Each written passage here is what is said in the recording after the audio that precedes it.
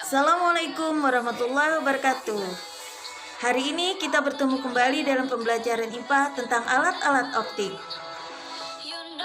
Alat-alat optik adalah alat-alat yang menggunakan lensa dan cermin untuk memanfaatkan sifat-sifat cahaya, yaitu dapat dipantulkan dan dapat dibiaskan. Alat-alat optik yang kita pelajari kali ini adalah yang pertama mata, yang kedua lup, yang ketiga mikroskop, yang keempat teleskop, dan yang kelima kamera. Bagian-bagian mata terdiri dari yang pertama kornea. Kornea merupakan lapisan terluar, sifatnya kuat dan tembus cahaya. Kemudian yang kedua aqueous humor, cairan antara kornea dan lensa mata. Kemudian yang ketiga adalah lensa mata. Fungsinya mengatur letak bayangan agar tepat jatuh pada bintik kuning. Kemudian yang keempat, iris. Iris dapat memberikan warna pada mata dan fungsinya untuk mengatur besar kecilnya pupil dan membatasi jumlah cahaya yang masuk. Kemudian yang kelima, pupil. Pupil fungsinya tempat masuknya cahaya. Yang keenam, otot mata. Otot mata adalah merupakan penyangga lensa mata dan mengatur besar kecilnya lensa. Yang ketujuh adalah vitreous humor, yang merupakan cairan bening yang mengisi rongga mata. Kemudian yang kedelapan, retina. Fungsinya tempat bayangan dibentuk.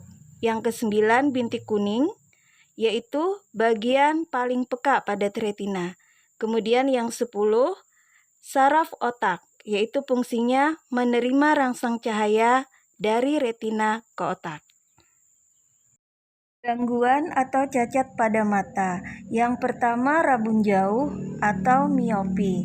Biasanya mereka tidak dapat melihat benda-benda yang jauh dan dapat ditolong dengan kacamata berlensa cekung atau negatif. Kemudian yang kedua, rabun dekat atau yang disebut dengan hipermetrofi. Rabun ini mereka tidak bisa melihat benda dengan jarak dekat, tapi mereka bisa ditolong dengan menggunakan kacamata berlensa cembung atau positif. Kemudian yang ketiga adalah mata tua atau presbiopi. Presbiopi bisa ditolong dengan kacamata bifokal, yaitu yang fungsinya untuk bisa melihat jarak dekat dan jarak jauh. Berikutnya adalah lup atau kaca pembesar, sebuah lensa cembung yang mempunyai titik fokus yang dekat dengan lensanya. Untuk dapat membacanya, maka kita harus meletakkan mata kita sedekat mungkin dengan buku tersebut agar diperoleh sudut pandang yang sebesar-besarnya pada mata berakomodasi maksimum. Karena itu, digunakan sebuah alat optik yang menggunakan lensa bikonveksi yang disebut dengan lup. Kemudian berikutnya adalah mikroskop. Mikroskop adalah alat optik yang digunakan untuk melihat benda-benda yang berukuran mikroskopis atau sangat kecil. Karena pada mikroskop memiliki sifat bayangan dari lensa objektif dan lensa okuler. Kemudian berikutnya adalah teleskop. Teleskop adalah alat yang digunakan untuk melihat benda-benda yang jauh agar tampak lebih dekat dan jelas. Biasanya teleskop ini disebut juga dengan teropong. Kemudian berikutnya adalah kamera.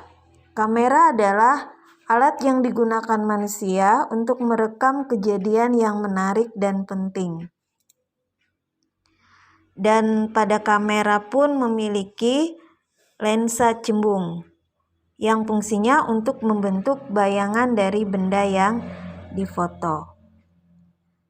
Sekian penjelasan dari Ibu, semoga bermanfaat. Terima kasih. Wassalamualaikum warahmatullahi wabarakatuh.